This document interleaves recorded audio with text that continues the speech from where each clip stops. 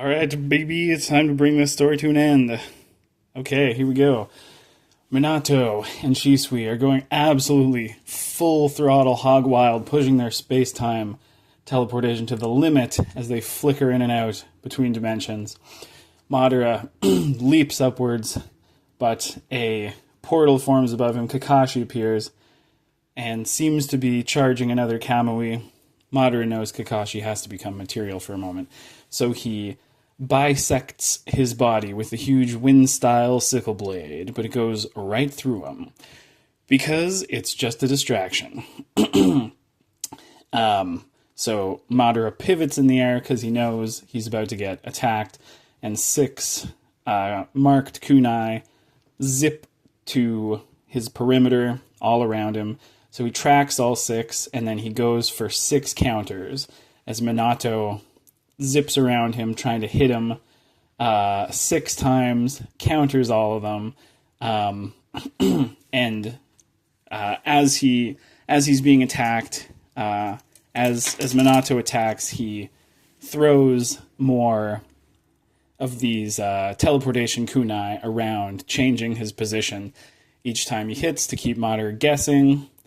And then one of these kunai goes through Kakashi towards Madara, using Kakashi's body as a distraction, so that Madara will not see the kunai coming. Okay, so Madara preemptively gets ready to hit whoever's going to teleport in front of him as he perceives the kunai come through Kakashi, but he actually gets struck in the back where there wasn't a kunai. So Madara does take some damage, and he realizes that only Minato, who he fought before as an Edo Tensei at this point, he's using the Flying Raijin. The other guy, who he doesn't know, Shisui, is not using the Flying Raijin, so he's not teleporting to where the kunai are. He's just using the body flicker. He's just going really fast. So Madara has been enjoying this fight for a while. Just like with 8 Gates Guy, he has been holding back his bigger moves because he enjoys fighting strong opponents. But he's starting to catalog the teleporters. He's starting to catalog their moves. He's starting to get a read on their formations. And he starts to parry and counter them more and more. And he starts to predict Kakashi's Kamui fakeouts. And so at this point, the trio know that they are on borrowed time, and Madara is sort of getting the better of them. So they're going to go for their final move. So Kakashi opens with his new Mangekyo ability of both eyes. Having both eyes, does it get you a Susanoo? No. It gets you a special ability that's unique to you, just as Kishimoto meant to do. But then I guess there were too many abilities and he just gave everyone Susanoo. Doesn't matter. Okay, so Kakashi's ability is he opens portals and they are connected to other portals. So he opens a big portal right above this fight. And he opens another one in the earth itself. So what happens is all of the earth, underneath the earth, basically, where this portal is opened, all the dust and all the earth and everything, it just like falls through a hole. It falls through the portal right below it, as though, it's suddenly just in the air. And indeed, it's cycled through the top portal. What this achieves is that there's basically a huge avalanche just tumbling through the air now. Kakashi's not doing this to try to hurt Madara, rather he's doing it to try to overwhelm his sensory abilities, to block his vision, block his Sharingan, perception. So this huge avalanche is basically covering the battlefield now, and it continues to empty onto the battlefield in this huge storm of dust and earth. And all of the team, the teleport team, Kakashi, Shisui, and Minato, all make as many clones as they can, and they all just go for Madara at once. And Madara is fighting through this avalanche, which would be an incredible visual spectacle if only it could be shown here. Madara's fighting guys off through an avalanche as they just like teleport and come into, existence right next to him and go for killing blows. He's blocking, he's knocking them away, he's blasting them away as he can't really see as they are fighting through an avalanche. Very cool stuff. So the team teleport, they go for the kill. The real Shisui, Minato, and Kakashi, they converge on Madara. They're going to use their big moves. Here we go. So Shisui activates his Mangekyo. He's going to do a Konomatsukami, an unblockable mind control genjutsu. It's the strongest thing in the world. It's a one-shot kill. And Madara can see him going for it, see his eye pulse with chakra. So Madara closes his eyes and he blows Shisui away in a huge torrent of flame, like a big, huge phoenix firewall. Just blasts him with all this fire. And as this is happening, Minato, he is booting up the Reaper Death Seal, another one-hit kill. It's the strongest move in the universe. So Madara instantaneously spins his body as he's blasting Shisui, and he bisects Minato. I'll just remove these guys as they're taken out of the equation. He bisects Minato with a Rinnegan rod, cuts him in half, lets his body fall down to the earth, avoiding the Reaper Death Seal. And then he looks at the portal right above him. At the same time as all this is happening, Kakashi, he can sense Kakashi's chakra. He knows that Kamui is going to come through the portal. So he blasts a huge torrent of lightning right up, covers the whole portal, shoots all of it with lightning. So anywhere Kakashi comes out from, he will be electrocuted to death. And it seems to work because Kakashi's there's no Kamui that Madara can see, but he can still sense Kakashi, so he knows he must have used Obito's move to let the lightning phase through him, and he's going to try to shoot another Kamui again. So Madara starts to move out of the way, anticipating that the Kamui is going to come for him at his position. So he moves down away from Kakashi, away from the oncoming Kamui, only to get hit by a Kamui from below him, because what has happened is that his big torrent of lightning passed through the portal in the sky, and it was rerouted to the bottom portal that Madara did not see, the portal in the earth, and his huge lightning move displaced all of the earth, exposing the lower portal to the open air, displacing all the earth, moving so the lower portal could be seen. And what Kakashi did was he shot a long-range Kamui through his top portal into the portal that had been displaced, had the earth displaced, the one in the earth, and he did a trick Kamui shot through the top portal into the bottom portal and hit Madara from below, which he did not expect because he did not know there was a portal down there below the earth.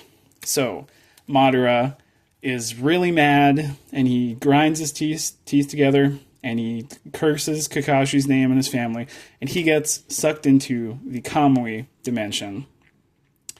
Getting hit with the full Kamui takes his whole body there. And Kakashi hits the ground, and he's used the absolute limits of his chakra, his instincts, and his physical durability in this crazy battle. And he steadies himself, and he says to himself, "You better make this fast, Itachi. That's not going to hold him for long." So, in the Kamui dimension, Madara, he sees the quiet, geometric landscape. It's silent, it's dark, there are stone blocks everywhere. This is where Obito goes when he teleports. And he says, "That Kakashi is a cunning bastard." And he claps his hands together. And he says that Kakashi deserves to die at his hand. And all the blocks in the Kamui dimension, they start to sort of get sucked into this big black sphere. And Madara says, "This will only take a moment." And he's making a big Chibaku Tensai. He's doing the Planetary Devastation Rinnegan move, where you make a big planet, you suck up everything in the world, and it all gets sucked up into this big planet, just like Pain did, but he's doing one on a massive scale. So he is literally tearing the whole dimension apart with his jutsu, basically turning it into a black hole. So, back in the Infinite Tsukiyomi, the illusion that's spread over the world is it's getting pulled into Itachi's sword. It's getting pulled into the Totsuka, and it's like a big vacuum, wind and debris. Everything's getting pulled in. The real world is sort of like appearing underneath, so it would look like a tree would get like torn out of the ground and like sucked into where Itachi is hitting the anchor point of this illusion with his sword that can, absorb anything. And then like the real tree that was from the real world would just like be there. So it would look cool. It's like the world is getting basically destroyed, but then a second later you would see the real world underneath. The real world is not affected by this because Itachi is only absorbing the illusion. He is not like sucking in the real world to the Totsuka or anything like that. So the trio are fighting Sakura, Sasuke, Naruto, the three-way deadlock. They see what's happening. They see what's going down. And Sasuke is pissed because he's like, oh, what the, you guys, you ruined my chance to be happy. You ruined the perfect world. And Naruto's like, you can't achieve anything here. You're a vengeance guy. Remember your hate, remember your vengeance, but transform that into a desire for change. If you want to right the wrongs of the past, you gotta join me. We're gonna change the world. We're not going to abandon it. And you have to go to the real world where the people who caused the Uchiha massacre are still alive in the real world. We gotta bring them to justice, and we gotta ensure the Uchiha aren't forgotten and their tragedy isn't repeated. And then Kakashi dashes up, and he's like, okay, guys, Itachi is going to tear this whole illusion down. He's going to tear the whole universe down, and we got to get away from the anchor point where Itachi is doing this so that we do not get sucked into the Totsuka blade, because we're in the illusion right now, so we need to like get away so the illusion gets torn off of us, and we're in the real world, not sucked into the illusory world. So Sasuke is shocked. He didn't know Itachi was doing this. Itachi kept this a secret from him. And he asks Kakashi about it. And Kakashi hands him a scroll. It's from Itachi. And Sasuke reads the last wish of his brother, which simply tells him to live. And that everything Itachi did, was worth it if Sasuke survives. So the Totsuka blade, the effect is becoming more violent, and everyone starts running away from Konoha, running away from the center of Konoha, or where, I guess, the Uchiha tablet is not in the center, but running away from the Uchiha tablet, and the people who are under the effect of the illusion, they start coming to their senses, they start running away from the center point where the illusion is getting sucked in. Okay, the Uchiha Hokage building disappears. The elements that Madara created in the illusion, they're disappearing, being replaced by the real thing. Okay, so Madara gets out. He has destroyed the whole Kamui dimension. He has torn the entire thing apart. It no longer exists. He has utterly destroyed it on an atomic level. And he just gets spit out back where he initially got hit with Kamui, back where the trio were fighting. And Kakashi's like, oh no, this is bad. It didn't hold him for long enough. He tries to activate his Mangekyo from a distance, but he finds that he can't, because the Kamui dimension, it no longer exists. It has been unmade by Madara. And Kakashi can't even turn on his Mangekyo anymore, because there is no such thing as Kamui anymore. There's no phasing through, like you can't go to the dimension anymore, so you can't use a Mangekyo. The technique has been unmade from existence. So Kakashi has regular Sharingan eyes that he can turn on and off thanks to Itachi's programming. But they can't go Mangekyo anymore. So Madara's like screaming and flying through the sky. He's going to where the illusion is getting pulled in. He's not like bothering with Kakashi anymore. And Obito bumps into these guys. Like Kakashi and Team 7 are running away from Konoha. Obito is running towards Konoha, and they bump into him. And Kakashi's like, "Okay, you're a real guy. This is the real Obito, not a memory clone." So he's like, "You got to get away."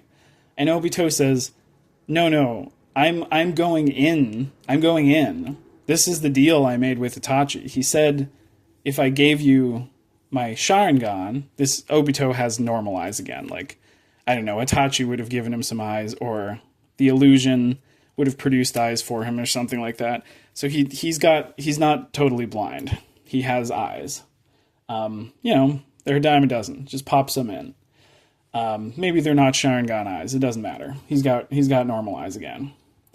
Obito's like, "Yeah, this is the deal I made with Itachi. Like, he said, if I gave you my Sharingan, he would let me live in the perfect world forever. Like, the infinite Tsukiyomi is not being destroyed. It's just being put in Itachi's sword. And I'm going to live there with Rin, just like I've always wanted to." So Obito's this is goodbye, basically. And he's saying, like, "I'm glad I could help you one last time. I'm sorry for all the trouble I caused." And he says, keep the Sharingan safe. You really are Kakashi of the Sharingan now. His old nickname back from chapter 1 or whatever. So that's their little reunion. Madara is screaming, going through the sky, shooting through the sky like a fucking missile. He like obliterates the old Uchiha building with a tablet, and he sort of like hurls himself into the basement in the wreckage. And he does a big, we said no Susanoo for anyone but Itachi, but he does a big sword technique. He does some kind of big fire sword, ghost sword. He basically stabs Itachi through his torso or through his whole body or whatever. And he looks at Itachi's eyes and his Susanoo, and he's just, Madara's like, "Who the hell are you?" And Itachi just smiles as he pulls the last bit of the infinite Tsukiyomi into his Totsuka blade with his Susanoo. He gets his Susanoo to do a harakiri to himself. He plunges his spectral Totsuka blade into his own body, and he is drawn into the Totsuka gourd, and Itachi and his Susanoo, his mirror, his necklace, and his Totsuka blade all cease to exist. He is gone. The illusion is dispelled. Everybody is back in the real world. And Madara's pissed. And he is furious with Team 7, and he says they ruined the perfect world of dreams, and he berates Sasuke especially for not doing more to save his family, Sasuke's family. He says he'll never be able to live with them now. That's what all of this is about, the desire to be with the people that you lost when you're a shinobi. This is the curse of the shinobi world, and you fucked it up. You ruined it. Thanks a lot. And Sasuke thinks for a moment, and then he asks Madara one question. If the best possible world exists with the family we lost, then tell me, where is Azuna?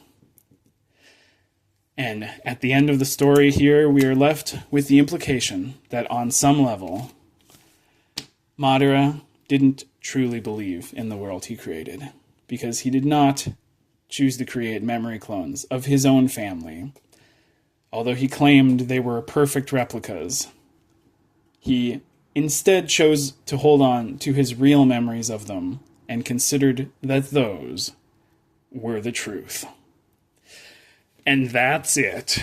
That's the whole story of the Eye of the Moon plan, retold in this crazy 7-part series. And I didn't write any more. That's the end. I don't know. Something else would happen then. I guess they would have to fight Madara one last time. That's, that could certainly happen. But I didn't write it. I didn't come up with that. I only wrote the stuff about the Eye of the Moon, of which this is the end. So, there you go. Lots to think about.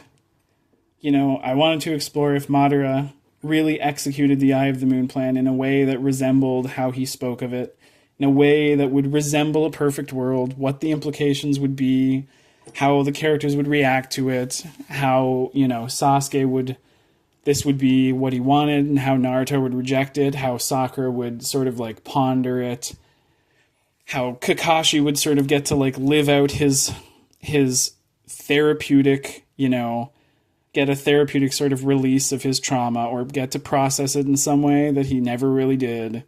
For Obito to wholeheartedly accept it.